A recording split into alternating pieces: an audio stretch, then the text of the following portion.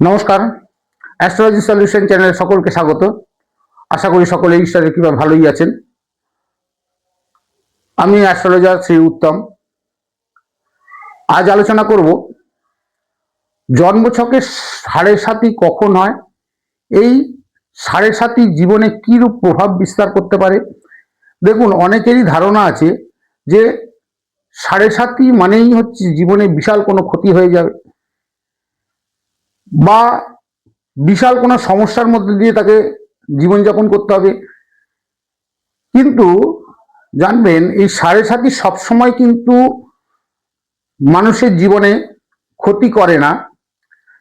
আজ আলোচনা করব এই সাড়ে সাতি জীবনে কখন শুভ ফল দেয়, কখন অশুভ ফল দেয়, বা এই সাড়ে সাতির প্রভাব কখন মানুষের জীবনে পড়ে না,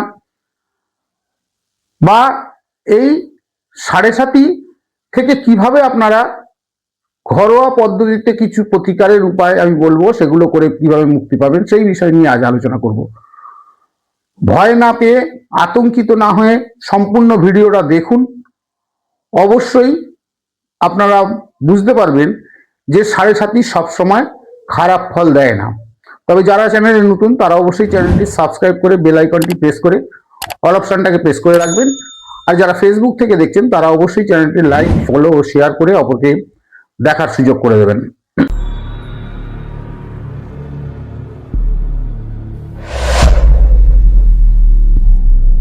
প্রথমে জানবো সাড়ে সাতি কখন হয়। সাড়ে সাতি বিচার করতে গেলে আমাদের জানতে হয় চন্দ্র রাশি, অর্থাৎ এই যে জন্মছক, এই জন্মছকের চন্দ্র কোন জায়গায় অবস্থান করছে সেটা আগে জানতে হবে। যেমন আমরা জন্মছক বিচার করার সময় লগ্নটাকে বিশেষ প্রাধান্য দেওয়া হয়, কিন্তু সাড়ে সাতি বিচারের সময় আপনার জন্ম রাশি, অর্থাৎ যেই স্থানে চন্দ্র লেখা রয়েছে সেটাই হচ্ছে তার রাশি। এই চন্দ্র রাশি থেকে কিন্তু এই সাড়ে সাতি বিচার করা হয়। ধরুন কারো জন্মছকে চন্দ্র, ধরুন এই মেষ রাশিতে রয়েছে, এখানে যদি চন্দ্র অবস্থান করে, তবে এইটি হচ্ছে তার চন্দ্র রাশি। সাড়ে সাতি কখন হয়?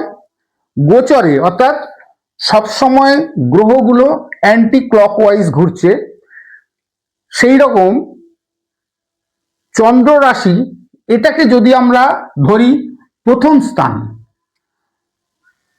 তবে শনি এই জন্মছকে প্রদক্ষিণ করার সময়, অর্থাৎ গোচরে যখন এই দ্বাদশ ভাবে শনি অবস্থান করবে, এটি হচ্ছে তবে দ্বাদশ ভাব। এই যখন দ্বাদশ ভাবে শনি অবস্থান করবে, যখন দ্বাদশ ভাবে শনি ঢুকবে, তখন তার শুরু হবে শনির সাড়ে সাতি। এই এক একটা রাশিতে শনি থাকে 2.5 বছর করে। তাহলে প্রথম ধাপ শুরু হবে তার দ্বাদশ ভাবে, দ্বাদশ স্থানে যখন আসবে, অর্থাৎ চন্দ্র রাশির দ্বাদশ স্থানে যখন শনি আসবে। দ্বিতীয় স্থান হবে যখন লগ্নে, রাশিতে শনি অবস্থান করবে, সেটা হবে দ্বিতীয় ধাপ। এবং তৃতীয় ধাপ হচ্ছে যখন এই দ্বিতীয় স্থানে, অর্থাৎ চন্দ্র রাশির দ্বিতীয় স্থানে শনি অবস্থান করবে, তখন হবে তৃতীয় স্থান। অর্থাৎ এই দ্বাদশ, প্রথম এবং দ্বিতীয় স্থানে যতক্ষণ শনি থাকবে, এই 7.5 বছর হচ্ছে শনির সাড়ে সাতি। এই শনির সাড়ে সাতি একটা মানুষের জীবনে অবশ্যই দুবার আসে, কোনো কোনো মানুষের জীবনে 3বারও এই সাড়ে সাতির প্রভাব দেখা যায়। তবে যাদের নর্মাল আয়ু, মানে সাধারণত যেই সব মানুষরা সাধারণভাবে বেঁচে থাকে, কেউ যদি ধরুন 10 বছর 15 বছর কোনো কারণে বেঁচে থাকে, তাদের তো আর জীবনে 2বার বা 3বার আসবে না। সাধারণভাবে যে মানুষ বেঁচে থাকে তাদের জীবনে 2বার, কোনো কোনো জায়গায় 3বারও আসে এই শনির সাড়ে সাতি। প্রথম অবস্থায় আসে শৈশবে, দ্বিতীয় অবস্থায় আসে যৌবনে, এবং তৃতীয় অবস্থায় আসে বার্ধক্যে। দেখুন, শৈশবে যখন এ আসে তখন তার শিক্ষা বা তার পারিবারিক সম্পর্ক এইসবের উপরে প্রভাব বিস্তার করে। যৌবনে যখন আসে সাড়ে সাতির প্রভাব পড়ে, তখন তার সাংসারিক জীবন, তার কর্মজীবন, এইসব বিষয়ে তখন তার প্রভাব পড়ে। আর বার্ধক্য জীবনে তার শারীরিক বিভিন্ন রকম সমস্যা দেখা দিতে পারে যদি সাড়ে সাতি খারাপ প্রভাব দেয়। এখন এই সাড়ে সাতি সবসময় কিন্তু যে খারাপ প্রভাব দেয় তা নয়। এখন বলবো সাড়ে সাতি অনেক সময় শুভ ফল দেয়। কখন শুভ ফল দেয়?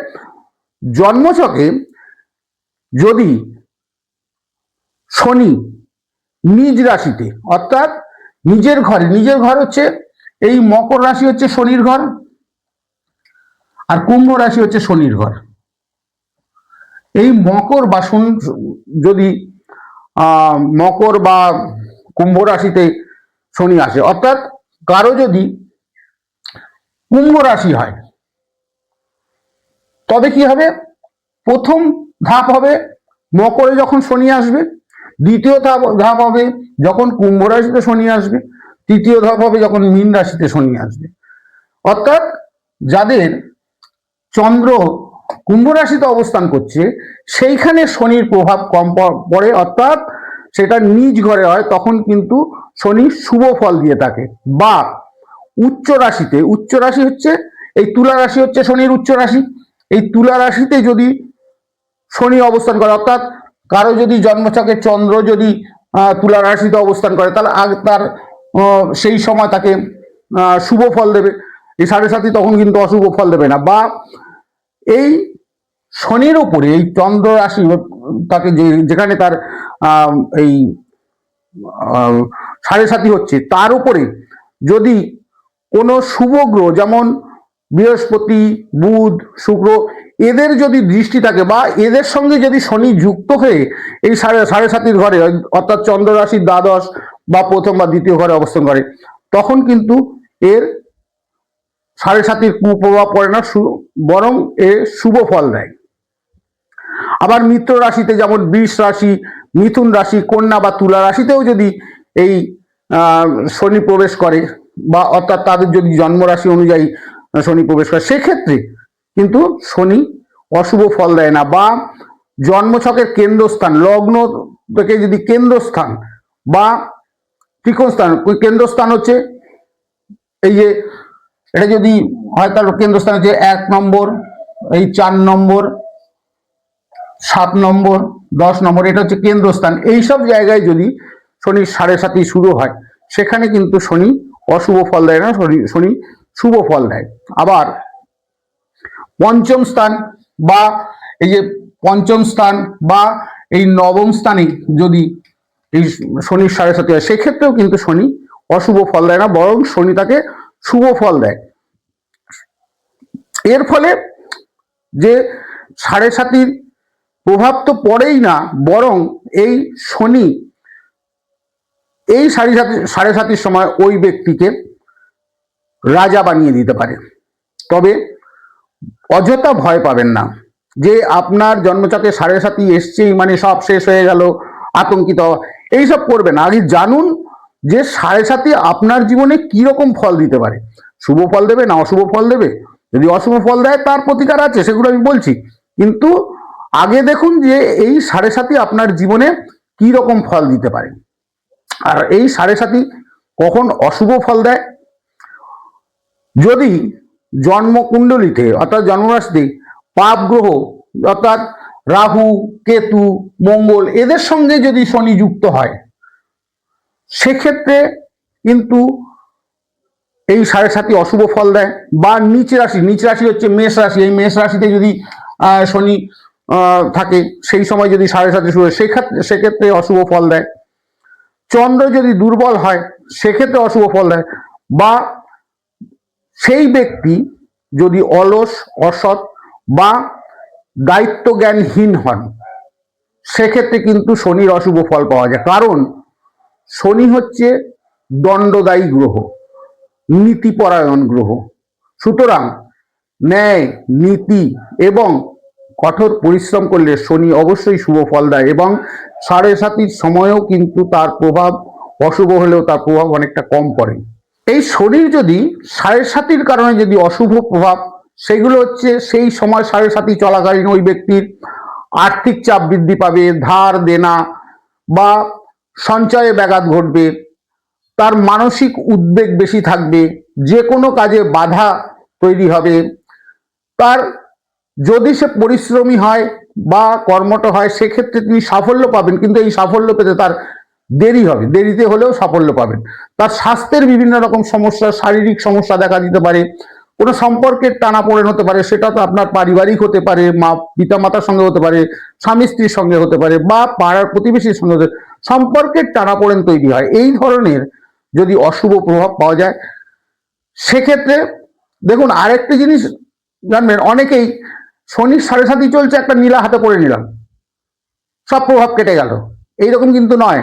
খুব সাবধানে এইসব রত্ন আপনারা ধারণ করবেন। ভালো জ্যোতিষীর পরামর্শ নিয়ে আপনার এই শনির 7.5 কি প্রভাব দিতে পারে এইসব জেনে, তবে আপনার যদি শনির 7.5 আপনার জীবনে সেই রকম অশুভ প্রভাব দিবে না, বা এই শনির 7.5 হয়তো শুভ জায়গায় আপনার শুভ ফল দেবে, সেই জায়গায় আপনি নীলা পরে বসে রইলেন, সেক্ষেত্রে কিন্তু আপনি শুভর জায়গায় অশুভ ফলটাই বেশি পাবেন, এটা আপনার ক্ষতি করবে। সুতরাং আপনার ওই 7.5 হলেই মানে একখানা নীলা পরে নিলাম, এগুলো করবেন না। এগুলো করতে গেলে নিজের কিন্তু ক্ষতি হতে পারে। ভালো জ্যোতিষীর পরামর্শ নিয়ে তবেই করুন। এখানে যে আমি কয়েকটা প্রতিকার বলবো, এগুলো আপনারা ঘরোয়াভাবে করুন, এতে কিন্তু আপনাদের কোনো ক্ষতি হবে না।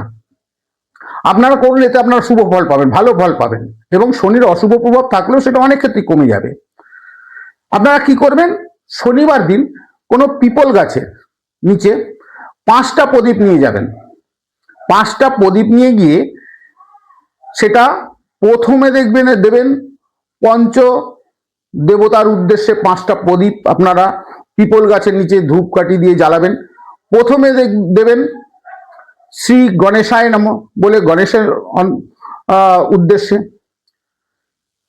শিবায় নমঃ ওং নমঃ শিবায় বলে আপনি শিবের উদ্দেশ্যে একটা প্রদীপ জ্বালাবেন।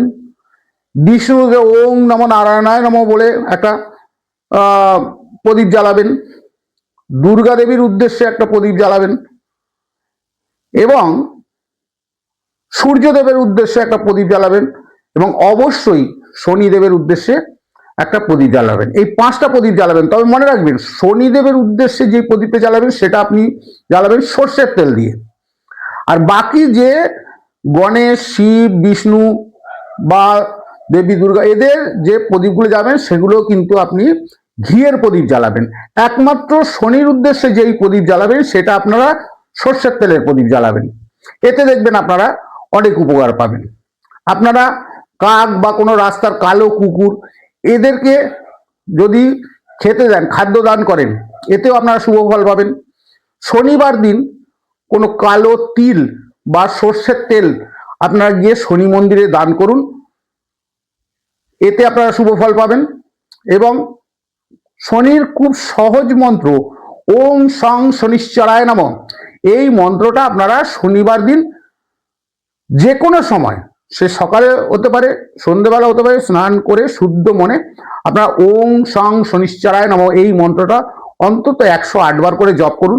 দেখুন আপনার এই শনির অশুভ, শনির 7.5 অশুভ প্রভাব অনেকখানি কমে যাবে। তবে এই বিশেষ করে শনির এই 7.5 চলাকালীন মিথ্যে কথা বলা বা কাউকে প্রতারণা করার চেষ্টা করবেন না, এতে কিন্তু আপনার নিজের ক্ষতি হতে পারে।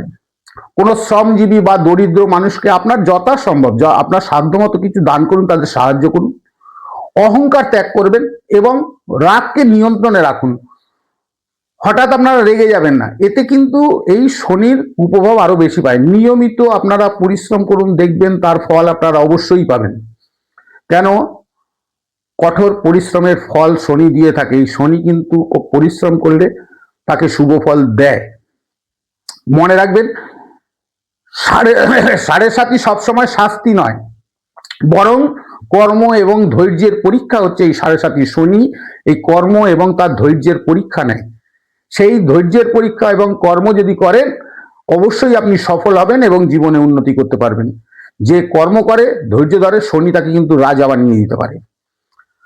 পরের ভিডিওতে আমরা শনির যে 3টে ধাপ, যে জীবনে 3বার শনি আসে, কোন ধাপে কি রকম প্রভাব বিস্তার করতে পারে, সেইগুলো আমরা আলোচনা করব। আপনার জন্মছকে শনির অবস্থান বা 7.5 আপনার কখন এই শনির 7.5 আপনার হবে, বা এই শনির সাড়ে সাতি আপনাকে কিরকম ফল দেবে, শুভ ফল দেবে না অশুভ ফল দেবে, আপনার জন্মছক বিচার করে তার প্রতিকারের ব্যবস্থা করার জন্য কমেন্ট বক্সে আপনার জন্ম তারিখ, জন্মস্থান এবং জন্ম সময় লিখুন, অবশ্যই আপনাদের জানিয়ে দেবো। আর যারা কুষ্টি, ঠিকুজি, ম্যারেজ ম্যাচিং বা যে কোনো রকম সমস্যার সমাধানের জন্য ডেসক্রিপশন বক্সে আমার হোয়াটসঅ্যাপ নাম্বার দেওয়া থাকবে, তাতে আপনারা যোগাযোগ করতে পারেন, আমি আপনাদের সাথে যোগাযোগ করে নেব। তবে আজকের আলোচনা শেষ করা যাক। নমস্কার।